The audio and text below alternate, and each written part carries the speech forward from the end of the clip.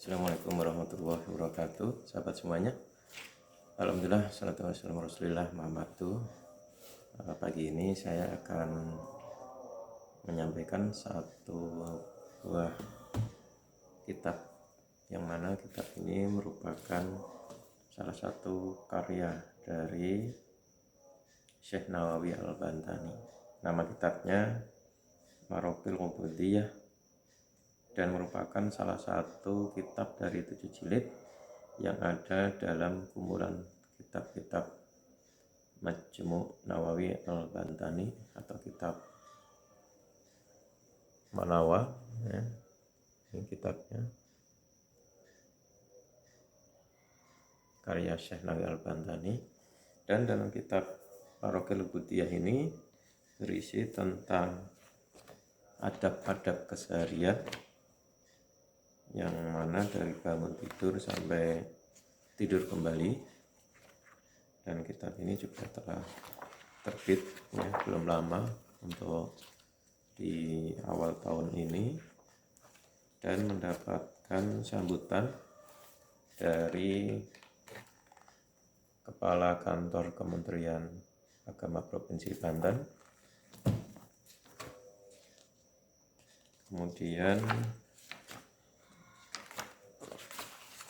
kitab ini diterjemahkan oleh tim penerjemah kitab-kitab Syekh Nawawi, yaitu oleh Dr. Honoris Causa Ubaidillah Anwar, ya, spesialis penerjemah dari kitab-kitab Syekh Nawawi Al-Bantani.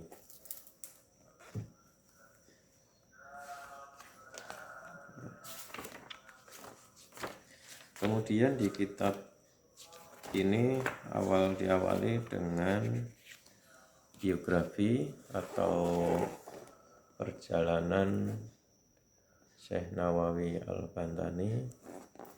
Kemudian dari masa lahir, kemudian juga disebutkan situ karya-karyanya Syekh Nawawi Al-Bantani di bidang fikih, di bidang tasawuf, di bidang hadis dan sejarah, dan yang lain-lain. Nah, kemudian selanjutnya kita akan lihat beberapa contoh isi dari kitab ini. Misalnya bagian pertama, ya,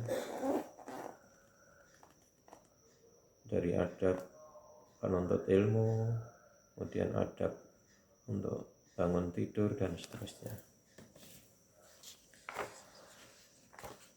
Saya akan bacakan salah satu babnya tentang adab bangun tidur di dalam bab 2, ya. Ini bab 2, ya. Adab bangun tidur, saya akan bacakan. Apabila engkau ingin memperoleh keutamaan-utamaan yang besar, hendaklah engkau bangun tidur sebelum terbit fajar. Kerjakanlah sholat sunnah, baik tahajud maupun sholat hajat, diakhiri dengan witir sebelum terbitnya fajar. Sebab mengerjakan sholat pada awal waktu dan dalam keadaan gelap lebih utama daripada sholat waktu terang atau ketika fajar telah terbit. Kemudian di sini disebutkan juga tentang tuntunan Rasulullah, yaitu dalam riwayat Bukhari, beliau bersabda, saya langsung baca terjemahan saja. Apabila salah seorang di antara kamu sedang tertidur, setan akan membuat 3 ikatan di kepalanya, dan pada masing-masing ikatan setan mengatakan, tidurlah di tempatmu dengan nyenyak, karena malam masih panjang. Jika ia bangun dan berzikir kepada Allah, maka lepaslah 1 ikatan. Apabila ia berwudu, lepaslah 1 ikatan, dan apabila dia sholat, maka lepaslah semua ikatan itu. Maka dengan demikian ia menjadi bersemangat dan jiwanya menjadi baik. Namun apabila ia tidak mengerjakannya, yaitu berzikir, berwudu, dan sholat saat bangun tidur, maka ia akan menjadi pemalas dan berjiwa buruk. Maka ketika engkau bangun tidur, ucapkanlah doa ini. Alhamdulillahilladzi ahyana ba'dama amatana wa ilaihin nusyur. Segala puji bagi Allah telah menghidupkan kami setelah Dia mematikan kami, dan hanya kepadanya kami akan kembali. Diriwayatkan oleh Bukhari dari Hudzaifah dan Abu Dzar radhiyallahu anhu. Atau doa berikut ini: asbahna wa asbahu mulkulillah wa adhamatu was sultanu lillah wal sultanu wal izzatu wal qudratu wa rabbil alamin. Asbahna ala fitratil Islam wa kalimatil ikhlas wa ladini nabiyina Muhammadin sallallahu alaihi wasallam wa milati abina Ibrahim hanifan wa makana minal musyrikin. Seperti yang kita baca pada zikir paginya. Ini atau doa yang panjang, ada yang panjang lagi. Dan berikut juga doa-doa yang pendek, misalnya alhamdulillahilladzi radda alayya ruhi wa afani fi jasati wa dinali fi dzikri. Segala puji hanya milik Allah yang telah mengembalikan ruhku dan memulihkan kembali kesehatan dan jasadku dan mengizinkan aku untuk berzikir kepadanya. Nah, ini ada beberapa hadis lagi. Demikian hadis-hadis tersebut disebutkan oleh Imam An-Nawawi dalam kitab Al-Azkar atau tentang zikir. Nah, jadi dalam bab bangun tidur ini disebutkan beberapa keutamaan untuk beribadah sebelum fajar. Kemudian di saat bangun kita juga diajarkan untuk mengucapkan doa-doa yang bersumber pada periwayatan tuntunan dari Rasulullah Shallallahu alaihi wasallam. Nah, di bab ketiga tentang adab berpakaian. Ya, adab berpakaian. Ya. Apabila engkau hendak berpakaian, lihatlah untuk mematuhi ketetapan Allah berkenan dan perintah menutup aurat. Waspadalah, jangan sampai berpakaian untuk riya sehingga engkau celaka. Imam Ghazali berpendapat, jika engkau mengenakan pakaian, sandal atau busana tertentu sehingga orang lain menghargaimu, atau agar engkau dicintai para ulama dan penguasa dengan tujuan menegakkan kebenaran, mengajarkan ilmu, menyeru umat manusia untuk beribadah, bukan semata-mata agar dirimu diagungkan dan dimuliakan orang, atau agar engkau memperoleh keuntungan duniawi, maka hal itu merupakan tujuan yang terpuji. Perbuatanmu termasuk dalam kategori aman akhirat karena dilandasi niat yang benar tanpa dicampuri oleh riya. Dan hak yang tujuh adalah untuk kepentingan akhirat. Nah, kemudian di akhirnya disebutkan dalam hadis lain yang diriwayatkan Sa'id bin Malik bin Sinan, apabila Rasulullah mengenakan baju, selendang atau sorban, beliau mengucapkan, Allahumma inna as'aluka min khairi wa khairi ma huwa lahu wa a'udzubika min syarrihi wa syarri ma huwa lahu. Jadi di akhir pembahasannya disebutkan tentang doa ketika berpakaian, termasuk juga ketika Rasulullah mengenakan pakaian baru. Diriwayatkan dari Mu'adz bin Anas, alhamdulillahilladzi kasani hada wa rasyaqaihi min ghairi haulihi minni wala quwwati.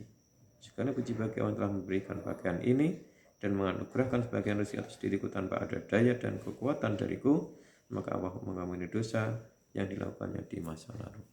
Nah, jadi di bab tentang adab berpakaian diakhiri dengan selain tadi doa berpakaian juga doa ketika berpakaian pakaian baru. Nah, ini sebagian contoh kecil saja dari bab yang ditulis dalam kitab Maraqil Ubudiyah karya Syekh Nawawi Al-Bantani, dan banyak sekali yang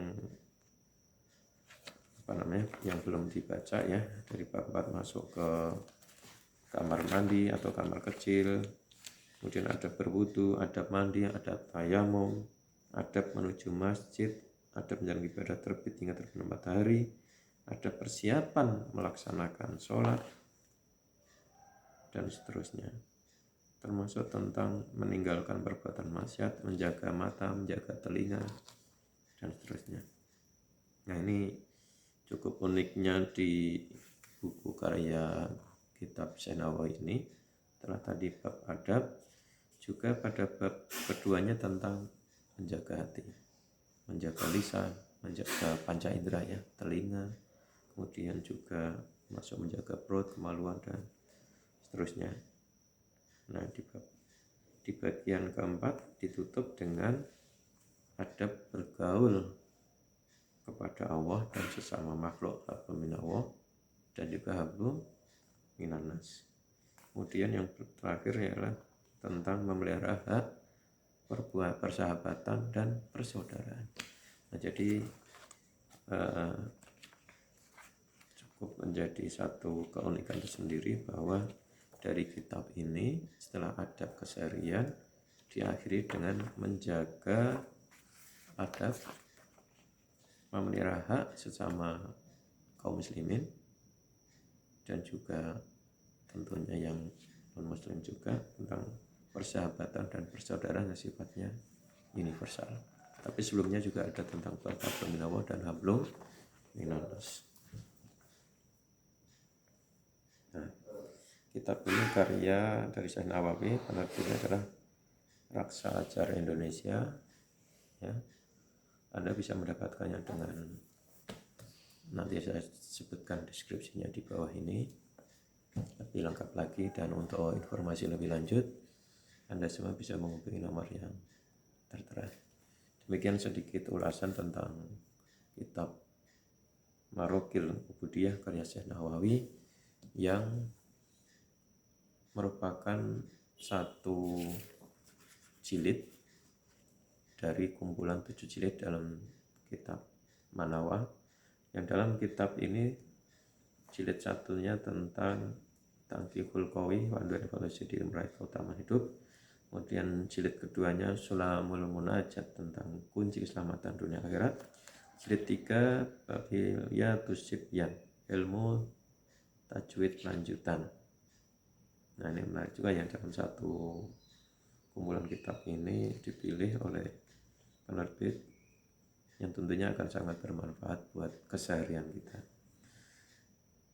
Jilid keempat tentang Qomit Tughyan, yaitu 77 bukti keimanan dan kehidupan. Jilid kelima Marokil Ubudiyah yang tadi sudah sedikit saya ulas tentang jalan menggapai kedekatan ilahi, berisi tentang adab-adab. Kemudian jilid ke-6 Fathul Majid, panduan pemurnian tauhid yang merupakan dasar-dasar akidah Ahlussunnah wal Jamaah. Dan di kitab 7, salah satu kitab yang sangat populer dan dikaji di banyak pesantren, yaitu tentang kitab Nasoihul Ibad, pesan-pesan pencerahan jiwa. Jadi ada 7 isinya dari paket kitab Majmu' Nawawi Al-Bambahani ini. Ini untuk gambaran kitabnya seperti ini.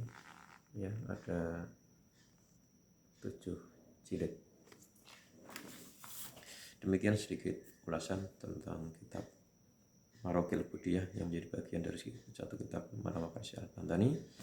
Semoga bermanfaat dan sedikit bisa memberikan penjelasan dan juga bisa menjadi suatu referensi buat kita semua untuk selalu mencari kitab-kitab atau buku-buku yang bisa kita jadikan petunjuk atau pedoman untuk kehidupan keseharian kita. Semoga bermanfaat. Wassalamualaikum warahmatullahi wabarakatuh.